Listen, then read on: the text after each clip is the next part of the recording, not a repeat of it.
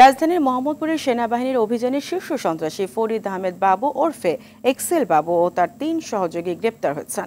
মঙ্গলবার বিকেলে মোহাম্মদপুরের বুড়িগঙ্গা ফিলিং স্টেশন এলাকায় সুনির্দিষ্ট গোয়েন্দা তথ্যের ভিত্তিতে বসিলা সেনা ক্যাম্প থেকে একটি বিশেষ অভিযান চালিয়ে তাদের গ্রেপ্তার করা হয়।